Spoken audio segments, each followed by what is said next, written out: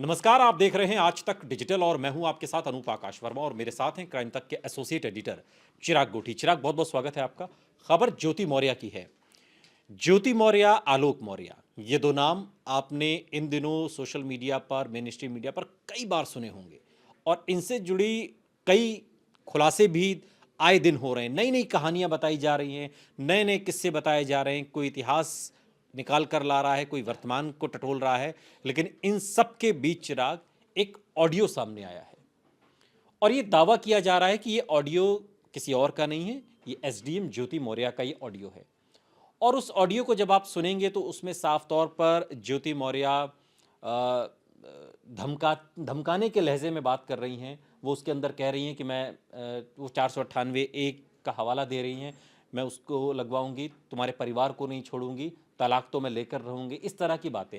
हालांकि हम ऑडियो की पुष्टि नहीं करते, आज तक डिजिटल उस ऑडियो की पुष्टि नहीं करता है, लेकिन ये दावा सोशल मीडिया पर किया जा रहा है कि ये ऑडियो किसी और का नहीं है, ये ऑडियो ज्योति मौर्य का है।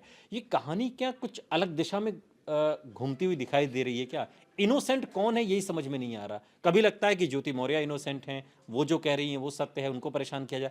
कभी लगता है कि नहीं, आलोक मौर्य इनोसेंट है, इसको परेशान किया जा रहा है, इस पर अपना जो रुतबा है, जो ताकत है, वो इस पर आजमाई जा रही है। ये कहानी क्या सुलझने की बजाय और ज़्यादा उलझती हुई महसूस हो रही है? बिल्कुल आपने सही कहा क्योंकि अगर ऐसी सिचुएशन होती कि क्लैरिटी होती तो बहुत कुछ स्पष्ट हो गया होता। अभी इसमें बहुत सारी चीज़ें हैं जो ये कहा जाए कि समझ से परे हैं। जैसे कि ये ऑडियो आपने बताया। अब ये ऑडियो से तो एक बार को ये लगता है कि भाई क्या वाक़ई धमकाने के लिए सब कुछ किया जा रहा था? लेकिन वो धमका क्यों रही थी? सवाल ये उठता है कि क्या वो पीछा छुड़ाना चाह रही थी? अब सवाल ये है कि वो पीछा क्यों छुड़ाना चाह रही थी?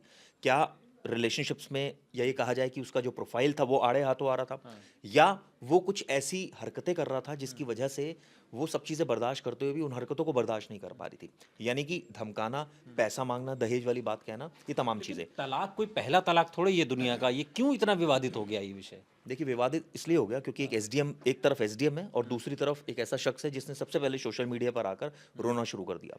और ऐसा रोया जिसकी वजह से लोगों ने पूछा कि कौन है, तब पता लगा जी ये तो एसडीएम जो है इनकी उनके पतिदेव हैं और ये पत्नी से प्रताड़ित हैं। मतलब ये एक शुरुआत में बात सामने आई और वाइडली इसको कवरेज मिली। और अमूमन उल्टा होता है। अमूमन देखा ये जाता है कि भई पति परेशान कर रहा है, लेकिन यहाँ तो उल्टा था पहली चीज़।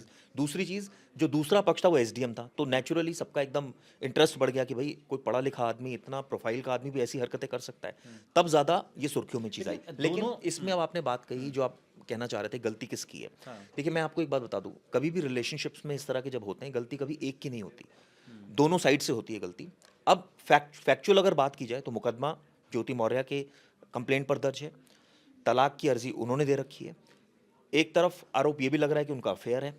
अब सवाल ये उठता है कि अगर दूसरा पक्ष यानी आलोक मौर्य, सोशल मीडिया पर बहुत ऐसे लोग हैं जो आलोक मौर्य को सपोर्ट कर रहे हैं, खुलकर सपोर्ट कर रहे हैं। नहीं, सपोर्ट ही नहीं कर रहे, बहुत लोगों ने तो अपनी पत्नियों को पढ़ाना तक बंद कर दिया। यस। जो लोग प्रिपरेशन कर रहे थे, चाहे वो किसी भी सर्विस की, उन्होंने बंद करवा दिए। कई कई ऐसे उदाहरण हैं जहां पर पतियों ने ऐसा किया है। ये भी एक साइड इफेक्ट है इस पूरी खबर का। लेकिन तब भी जो सच है वो अभी भी छिपा हुआ है। सच क्या कोर्ट के थ्रू ही सामने आएगा, जिसका जिक्र बार बार ज्योति मौर्य कहती है कि मुझे जो कहना है मैं कोर्ट में कहूंगी, कोर्ट से बाहर मैं कुछ नहीं कहूंगी। बिल्कुल ठीक। लेकिन एक आलोक मौर्य जो कह रहे हैं सब कोर्ट के बाहर कह रहे हैं। बिल्कुल आपने ठीक कहा और ये हो भी रहा है। कायदे से जो बातचीत जो पर्टिकुलर प्लेटफॉर्म पर होनी चाहिए वहाँ अगर कोई कह रहा है करने की तो वो ज्योति मौर्य कह रही है। तो इसका मतलब साफ साफ एक चीज़ क्लियर है कि उनको पता है कि मीडिया में बोलने से चीज़ें और ज़्यादा बवाली होगा, लाइमलाइट में वो आएंगी और एक तरह से कहा जाए डिफेम होंगी, मैं तो ये कहूँगा। लेकिन उनको पता है कि कोर्ट जो है at the end ultimate authority है जहाँ वो अपनी बात रखेंगी, जहाँ एविडेंस देंगी और जो भी बात फैक्चुअल होगी उसके आधार पर कार्रवाई होगी। लेकिन यहाँ हम यानी कि आज तक हम किसी को सपोर्ट करने के लिए नहीं बिल्कुल आए, सही हम बात लोग है। जो सच है वो बताने के लिए आए हैं। एक तरफ एक टाइम पर ऐसा लगता है जो अब जैसे ऑडियो की बात है, ऐसा लग रहा है कि जैसे ज्योति मौर्य बिल्कुल गलत कर रही हैं, हाँ, उन्हें धमका रही हालांकि हैं। हम इस ऑडियो की पुष्टि नहीं करते, ठीक लेकिन है, दावा यही किया जा रहा है कि ज्योति मौर्य की। चलिए हम हाँ। ऑडियो की एक दूसरे सेंस में बोल रहे हैं। लेकिन कई ऐसे चीज़ें हैं जिससे लगता है कि जो पति है वो इस तरह की बातें कर रहा है, वो क्यों सोशल मीडिया पर आया? अगर उसको वाक़ई कोई जेन्युइन प्रॉब्लम थी, वो जाता कोर्ट, पुलिस में जाता, अगर मुकदमा नहीं दर्ज होता तब आगे अपनी बात आके रखता। तो कहने का मतलब ये है कि मीडिया को क्यों हथियार बनाया गया? तो ये तमाम ऐसी चीज़ें हैं जो आने वाले ड्यू कोर्स में क्लियर होगी। लेकिन जहाँ तक सवाल है रिलेशनशिप का, अगर कोई पति अपनी पत्नी पर ये ठोक कर कह रहा है, दावा करके कह रहा है कि उसका रिलेशनशिप है, तो वो भी इन्वेस्टिगेट हो।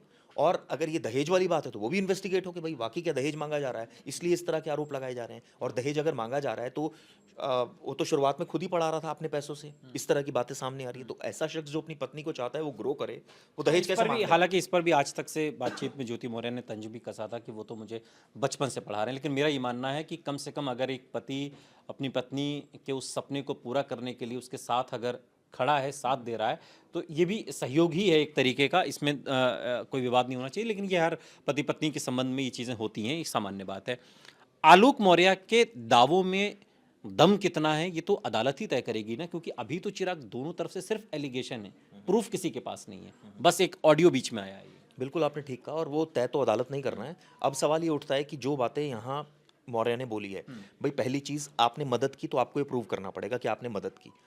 आपने दहेज नहीं मांगा तो आपको ये प्रूव करना पड़ेगा कि मैंने कभी दहेज, हमारे या मेरे परिवार ने कभी किसी से दहेज, खासकर एसडीएम से नहीं मांगा। टॉर्चर की यहाँ तक बात है। दहेज मांगा ये भी तो उन्हें प्रूफ करना पड़ेगा ना, बिल्कुल, सिर्फ बोल देने से बोल तो देने, नहीं होगा ना। वही मैं बोल रहा हूँ कि बोल देने से नहीं, उनको प्रूव करना पड़ेगा। और अगर अब देखना होगा कि ज्योति मौर्य ने जो एलिगेशन लगाए उनके पास क्या सबूत है, कि अगर दहेज मांगे तो दिखाएं सबूत। क्या कोई ऑडियो है, कोई वीडियो है, कोई टेक्स्ट मैसेज है, कोई ऐसे धमका, कोई ऐसा विटनेस है जो ये कह रहा हो कि भाई मेरे सामने इस तरह की डिमांड करी जा रही थी, या कोई, अब बहुत सारे इसमें फैक्टर्स होते हैं। तो ये अब आप बोलने से कुछ नहीं होगा, आपको ये हर चीज़ प्रूव करनी पड़ेगी। और सबसे बड़ी बात तो ये है कि अब तलाक की अर्जी दी गई है ज्योति मौर्य की तरफ से, तो नेचुरली वो तो ये चाह रही हैं कि आलोक मौर्य के साथ कोई संबंध नहीं रखना। उसके पीछे वजह क्या है वो भी क्लियर होनी चाहिए ना। उसमें क्या वाकई दहेज ही एक रीज़न है या कोई और रीज़न है? क्योंकि अभी कई सारी ऐसी चीज़ें हैं अनूप जो इसमें अभी नहीं निकल कर आ रही हैं, क्योंकि ये चीज़ बहुत इंटरनल चीज़ें हैं जो कि हो सकता है अदालत के सामने दोनों पक्ष रखें। और ये तमाम जो क्वेश्चन हम पूछ रहे हैं अदालत भी पूछेगी। ये ऐसा नहीं है कि ये कोई एक पक्ष ने एलिगेशन लगा दिया तो उसकी बात सुनेगी, दूसरे को सुनेगी नहीं। कंप्लीट थॉरो डिटेल्ड इन्वेस्टिगेशन होगी, एक एक चीज़ पूछी जाएगी कि भाई अगर दहेज मांगा गया तो क्या वाकई इनकी अकाउंट्स तक चेक किए जाएंगे कि आपके अकाउंट में क्या पैसे कम थे, क्या इस तरह की स्थिति थी, आर्थिक स्थिति हाँ, कमजोर क्योंकि थी। एक आरोप तो देखिए, एक आरोप तो करप्शन का भी आलोक मौर्य ने लगाया है। बड़ा संगीन आरोप है। बड़ा आप संगीन सोचिए आरोप है। कि ये आरोप लगाया कि करप्शन का है, डायरी मेंटेन करती थी, हर महीने का जो हिसाब था वो लिखती थी। देखिए मैं बहुत ऐसे लोगों को जानता हूँ जो डायरेक्टली इस तरह की हरकतों में तो नहीं जुड़े, लेकिन जो जानते बहुत कुछ है, जिन्होंने ऐसे लोगों को इंटेरोगेट बहुत किया है। कई बार ऐसा होता है कि कई लोग हिसाब बनाते हैं, लेकिन कोई इतना क्लियर कट एविडेंस नहीं रखता जब कभी इस तरह के हिसाब बनाते हैं, या तो कोई व्हाट्सएप पर होता है या वो भी तो पति तो मालूम तो होगा ही अगर कुछ ऐसा ऐसा हो सकता है। लेकिन मैं जब तक ऑब्वियसली, जब तक अब ये उन्होंने बात बोली तो वो, अगर वो प्रूफ आए थे देना होगा, प्रूफ देना होगा। मीडिया के सामने आके प्रूफ भी दे देते, वो डायरी भी दिखा देते जी ये फलां डायरी है, देखिए ये। अब वो डायरी तो अदालत में दिखाएंगे, यहाँ सिर्फ बयानबाजी करेंगे, तो ये तो दोहरी बात होगी ना। आपको आके क्लियर बताना चाहिए था, देखो जी ये डायरी है, ये पेजेस हैं, ये इस डेट पर इस आदमी से इतने पैसे लिए, दिखा देते वो भी। ठीक है। मतलब वही कुल मिलाकर जो बातचीत है कि ज्योति मौर्य और आलोक मौर्य की जो पूरा मामला है, ये दरअसल मीडिया में आकर शोर मचाने से या अपनी बात रखने से तो कमोवेश सॉल्व तो नहीं होगा। सॉल्व तो ये अदालत में ही होगा, जिसका जिक्र ज्योति मौर्य ने अपने स्टेटमेंट में आज तक से खास बातचीत में किया था। मुझे जो कुछ कहना है मैं कोर्ट में ही कहूँगी, और अब कोर्ट में ही तय होगा कि आलोक मौर्य और ज्योति मौर्य के इस पूरे विवाद में आखिर दोषी कौन है। बहुत बहुत शुक्रिया चिराग इस तमाम बातचीत के लिए आपका। यहाँ रुक रहे हैं लेकिन आप कहीं जाइएगा नहीं, बने रहिए हमारे साथ, देखते रहिए आज तक डिजिटल।